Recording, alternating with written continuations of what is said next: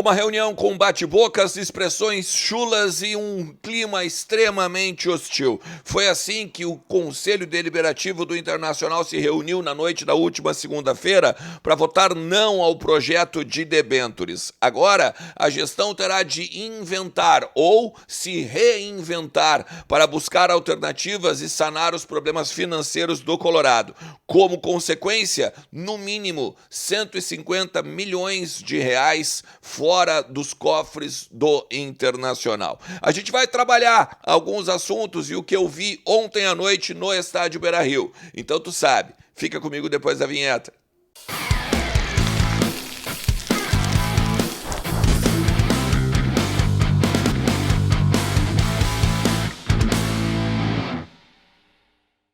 Fala Colorada, como é que vocês estão? Tudo certo? Tudo beleza? Bora falar do Internacional, atualizar as informações do nosso clube, entender um pouquinho do que está acontecendo nos corredores do Beira-Rio, também no CT do Parque Gigante, também na Morada dos Quero-Queros, a casa da nossa base lá em Alvorada. Então tu faz o seguinte, fica comigo até o final do vídeo, te inscreve também no canal, ativa a notificação, deixa teu like, compartilha para o maior número possível de pessoas, principalmente, né, pro torcedor colorado, na tua rede social, nos teus grupos de WhatsApp, e bora lá falar cada vez mais e entender cada vez mais sobre o nosso clube. Hoje, um assunto talvez não tão legal, né? Nem todo mundo curte esse tipo de assunto, política, finanças e realidade financeira do clube, os números do clube, mas ontem houve a votação do projeto de debêntures que a gestão trouxe ao Conselho Deliberativo do clube, visando o aporte de 200 milhões de reais de investidores para tentar sanar dívidas já existentes,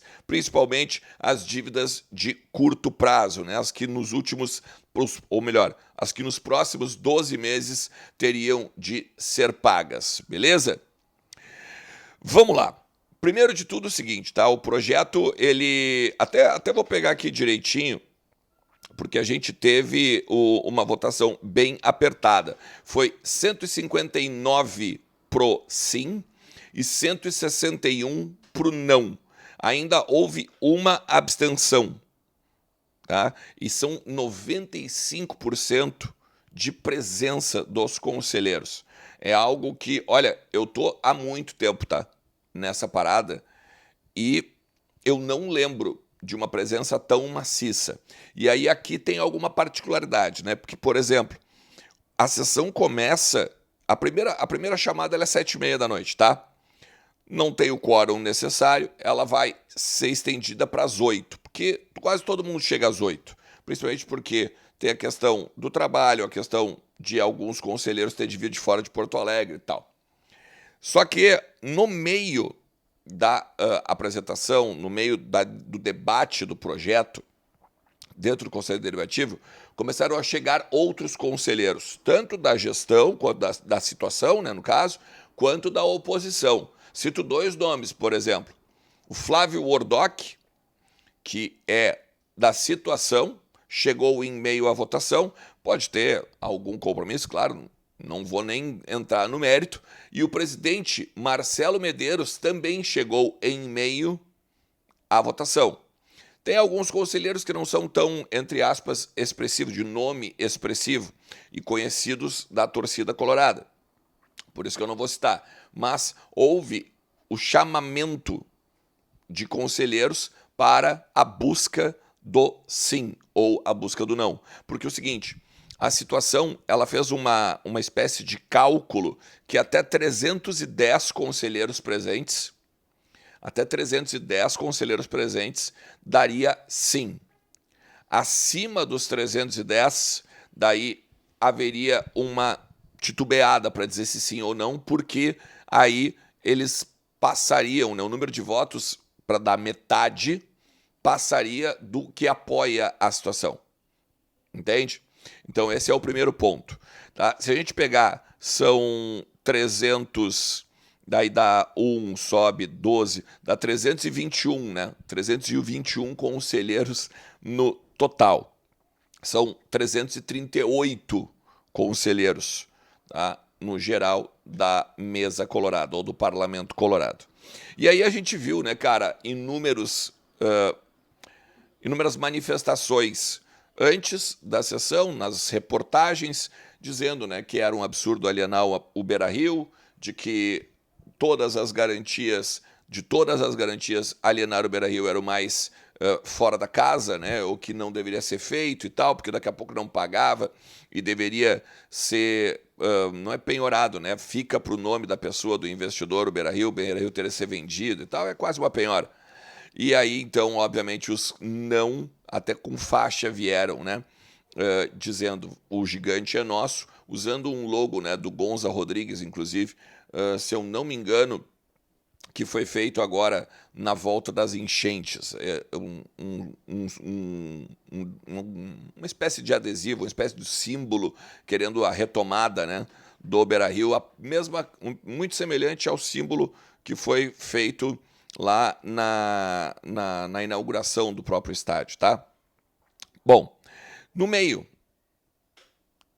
do trâmite, alguns conselheiros passaram do tom, né? Óbvio que passaram do tom porque um usou o microfone para dizer, quando, por exemplo, ele deu uma explanação e houve vaias, né, dentro do parlamento, e aí ele continua, né? Não adianta latir que eu não estou escutando e tal, né? Chamou os conselheiros basicamente de cachorros, né? Num outro momento, também o mais acalorado, talvez, da noite, uma manifestação do ex-vice de futebol do Inter e do presidente Alessandro Barcelos. Né? Duas trocas de farpas muito fortes, né? Porque o Roberto Melo foi ao púlpito para falar, né? Representando o movimento Intergrande, e ele estava gritando e o microfone falhou em algum momento da fala dele. E quando ele desce do púlpito e ele passa pelo presidente Alessandro Barcelos, que está sentado ao lado do presidente da mesa do conselho, Gustavo Yurrin, o Melo diz assim: tu não pagou o operador de áudio também? E aí o Alessandro Barcelos diz: não, é que eu estou pagando o Nico Lopes e o Edenilson, ainda da dívida que tu fez lá com os italianos da Udinese. E aí o Roberto Melo para e aí começa um bate-boca, tu não chega em final nem de gauchão e tal. E o presidente também retruca, mas aí eles desligam o microfone, não dá bem para ouvir na gravação. Inclusive tu viu aí as imagens enquanto eu estava falando, né? Depois o presidente também, né, quer explanar sobre do porquê votar sim e por que, por exemplo, o CT de Guaíba ainda não começou a ser feito, porque era uma promessa de campanha, uma promessa, inclusive, de usar 8% dos direitos do dinheiro da Liga Forte para isso.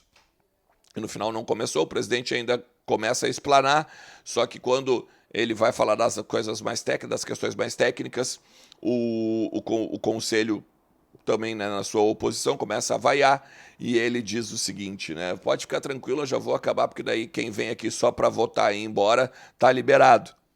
E aí também, né, dá um grande tumulto, porque tinham conselheiros da oposição que se sentiram ofendidos. Um chega aí no microfone dizendo, né, pô, eu tô desde as 7 da manhã aqui, tá, para debater essa questão aí, tu tá me faltando com respeito, eu quero que tu retire essa fala e tal. Enfim, a gente mostra com esses detalhes aqui que eu estou trazendo para vocês o quanto o Conselho Deliberativo do Internacional está dividido e com isso quem sangra é o clube. O presidente Alessandro Barcelos, por exemplo, eu vou botar para vocês aqui, ele fala, deixa muito claro que o endividamento deste ano vai aumentar, ou seja, os 700 milhões que já eram conhecidos vai ser acrescido de mais dinheiro, porque o Inter vai precisar pagar suas contas, ou vai vender jogador, que é uma das questões também que ele disse, ou vai buscar mais empréstimos. Ele diz o seguinte, né, o remédio será mais amargo, porque não existe mágica no futebol. Nós vamos buscar a redução dos custos, vendendo atletas para que o clube sobreviva.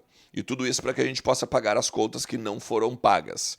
Contas de outras gestões, que ele também menciona, e, claro, né, contas que ele optou por não pagar por conta também da enchente, né? Eu já deixei muito claro para vocês aqui que ele já falou, inclusive, em entrevistas, né?